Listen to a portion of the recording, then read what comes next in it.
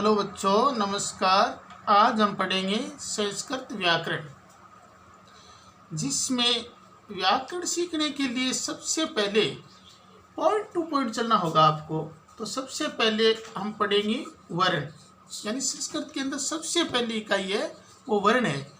तो सबसे पहले आप ये देखो कि वर्ण की परिभाषा, वर्ण किसे कहते हैं, यानी भाषा की सबसे छोटी इकाई,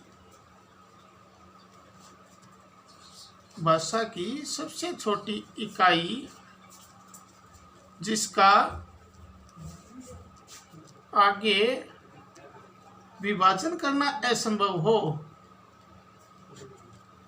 विभाजन करना असंभव हो, उसे वर्ण कहते हैं। आगे समझ में आपके कि वर्ण किसे कहते हैं। भाषा की सबसे छोटी इकाई जिसका आगे विभाजन करना असंभव हो उसे वर्ण कहते हैं। अब देखो वर्ण के भाग, वर्ण के दो भाग हैं, यानी वर्ण है उसके दो भाग हैं। एक तो होगा स्वर, स्वर, और दूसरा होगा व्यंजन। अब हिंदी और संस्कृत में स्वर है वो अलग अलग है, स्वर और व्यंजन है वो अलग अलग है। अब संस्कृत के अंदर 13 स्वर है। कितने स्वर हैं? 13। त्रयोदश त्रयोदश स्वर है संस्कृत के अंदर। कौन कौन से हैं? ए, आ, ई, उ, ए, ऐ, ओ, औ, री और द्रे, यानी ये हो गए संस्कृत के अंदर 13 स्वर। अब आ गए व्यंजन।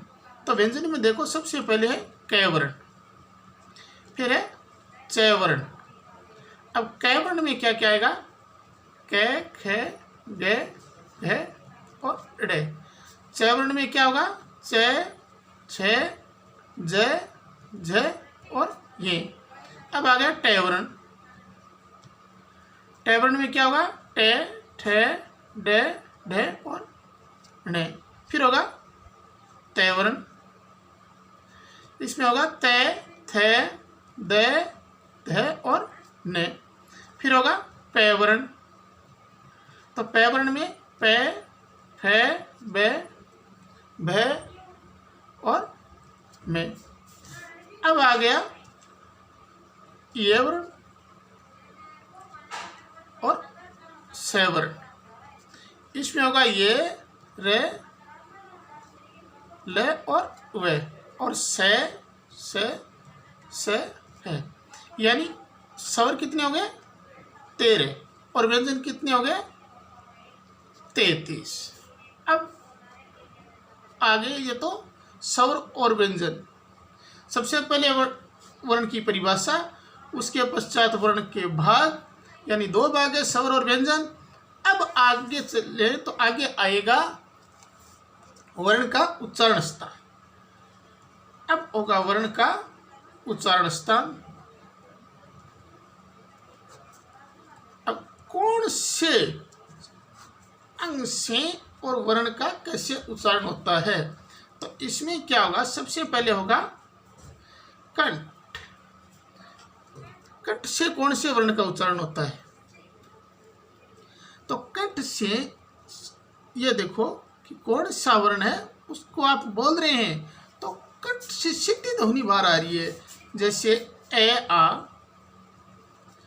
क, ख, ग, घ और ड। ठीक है। और एक है, ये इतने वर्ण है, इनका जब हम उच्चारण करेंगे तो सीधी ध्वनि क्या है? वो कंठ से बाहर आ रही है। अब देखो तालुए,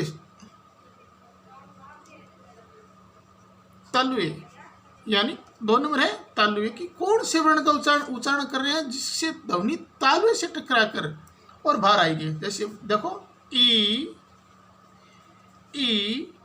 और च, छ, ज, झ, ये और से। अब 3 नंबर आ गया मूर्धन्य।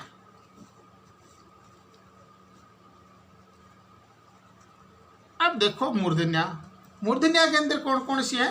जैसे एक तो हो गया री और बड़ी री, फिर एक टे वर्ण, टे ठे डे ढे और णे और रे और से। अब चलो देखते हैं कौन सा वर्ण है उसकी ध्वनि दांत से टकराती है, उसको क्या कहते हैं? दंता।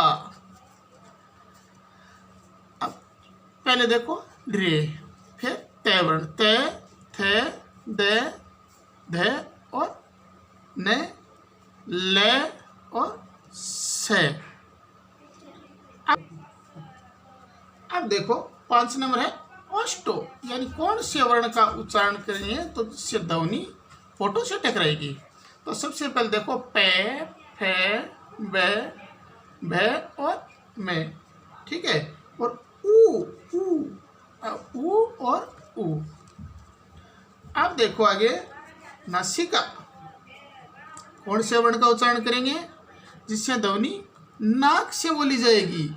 तो उसमें क्या आएगा? अनुस्वार। कोई अनुस्वार शब्द बोलेंगे तो उससे ध्वनि है वो नाक से टकराएगी।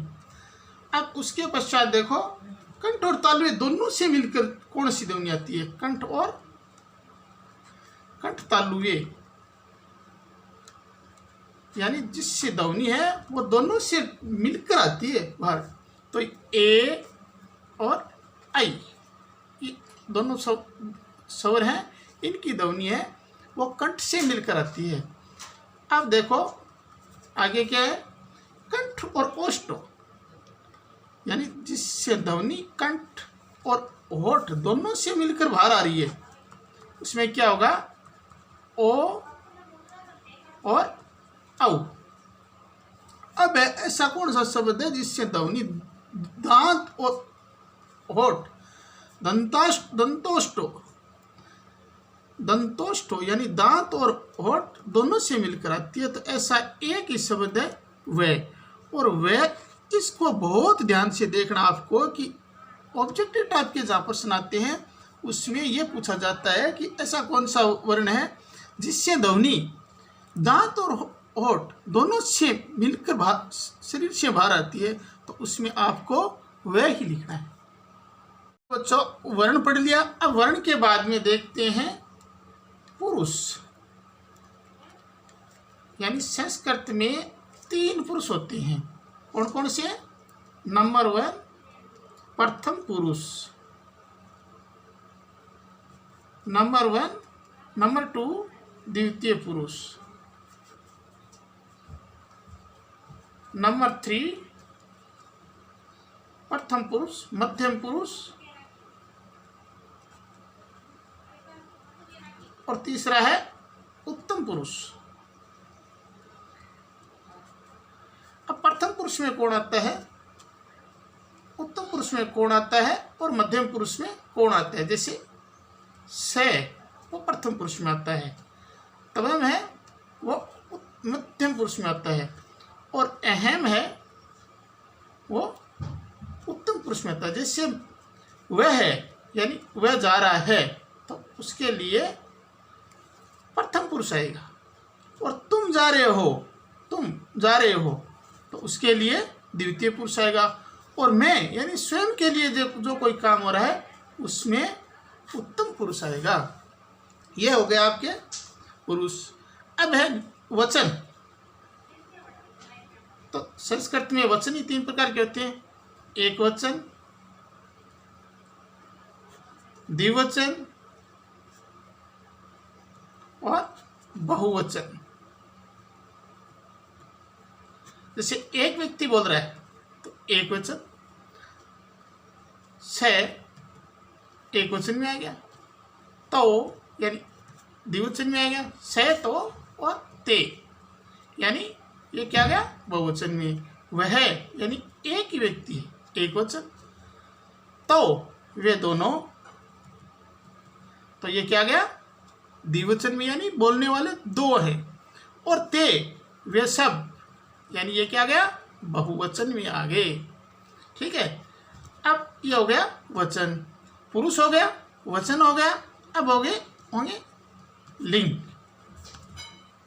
ठीक है, तो लिंग 3 प्रकार के होते, पुल्लिंग, 2 नंबर में स्त्रीलिंग और 3 नंबर में है नपुंसकलिंग। ठीक है, जिससे पुरुष का बोध हो वो पुल्लिंग है। जैसे कोई भी पुरुष जाति का बोध हो वो पुल्लिंग है, स्त्री जाति का बोध हो वो स्त्रीलिंग है, और जो थर्ड पर्सन यानी जो न पुरुष और न स्त्री है वो नपुंसकलिंग है। जैसे निर्जीव वस्तु है तो वो नपुंसकलिंग में आएगी। ये हो गया आपके पुरुष, वचन और लिंग। अब अगले पाठ में आपको संधि समझाई जाएगी। तब तक के लिए धन्यवाद।